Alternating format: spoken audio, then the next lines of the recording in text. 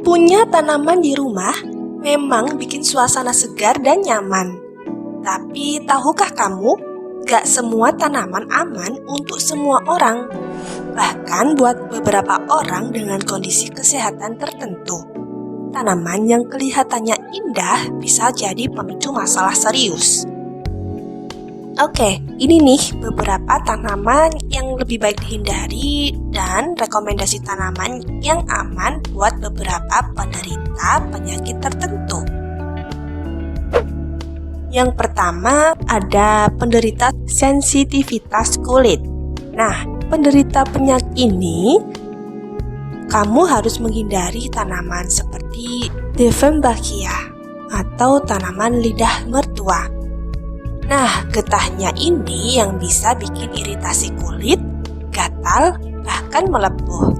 Tanaman lidah mertua ini mengandung kristal kalsium oksalat yang tajam atau yang namanya rapides dan bisa menyebabkan iritasi kulit, dermatitis kontak, bahkan resiko penyumbatan jalan napas jika kontak signifikan.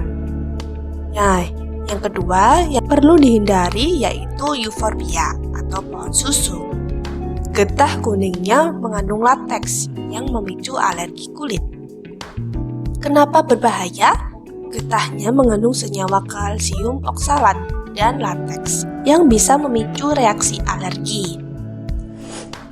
Rekomendasi tanaman yang aman untuk penderita sensitivitas kulit yaitu lidah mertua atau aloe vera. Nah, yang justru menenangkan kulit. Kamu bisa juga menanam sansevieria, tanaman yang minim getah dan mudah dirawat. Kita lanjut ke penderita gangguan pernapasan seperti asma, bronkitis, dan alergi debu. Untuk kamu yang mengalami asma, bronkitis, atau alergi debu, lebih baik menghindari tanaman seperti bunga lili, krisan, ataupun lavender karena serbuk sarinya memicu asma atau alergi. Penelitian menunjukkan bunga seperti lili, krisan, dan bunga harum lainnya bisa memicu gejala alergi dan asma karena serbuk sari atau zat volatif yang dilepas ke udara. Lalu kamu juga harus menghindari tanaman yang mudah berjamur di tanah lembab. Fenomena thunderstorm asma terjadi saat badai di musim tinggi serbuk sari yang menyebabkan partikel sari pecah dan memicu serangan asma massal yang bahkan bisa menyerang orang tanpa riwayat asma sebelumnya. Ini menunjukkan bahwa peringatan dini dan hindari saat cuaca buruk sangat penting. Nah, kenapa berbahaya seperti yang aku jelasin tadi? Serbuk sari atau polen bisa masuk ke saluran pernapasan kamu loh dan memicu peradangan. Rekomendasi tanaman yang aman untuk penderita sensitivitas pernapasan yaitu Palm areca yang dikenal mampu melembabkan udara dan menyaring polutan. Kamu juga bisa menanam spider plant yang membersihkan udara dari formaldehida dan karbon monoksida. Menurut studi NASA 1989, tanaman seperti peace lily, snake plant, spider plant, English ivy, bamboo palm, dan beberapa dracaena terbukti mampu menyaring polutan volatile organic compounds atau VOCs seperti benzena dan formaldehida dari udara. Kita lanjut ke penderita gangguan penglihatan. Tanaman yang lebih baik dihindari untuk penderita gangguan penglihatan yakni kaktus atau sukulen berduri karena beresiko tertusuk atau terluka. Kamu juga harus menghindari tanaman dengan daun runcing seperti pandan hias. Kenapa berbahaya? Ya, karena durinya bisa mencederai mata dan kulit, apalagi jika penderita memiliki refleks terlambat.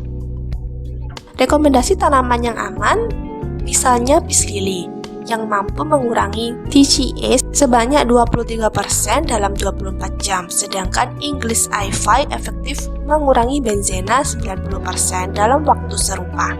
Namun kandungan polutan di ruangan biasanya lebih rendah, sehingga jumlah tanaman yang dibutuhkan untuk efek maksimal juga sangat banyak. Kamu juga bisa menanam Pilea peperomoides dengan bentuk daun bulat, aman, dan cantik tentunya. Kita lanjut ke penderita penyakit dalam seperti ginjal, hati, dan jantung.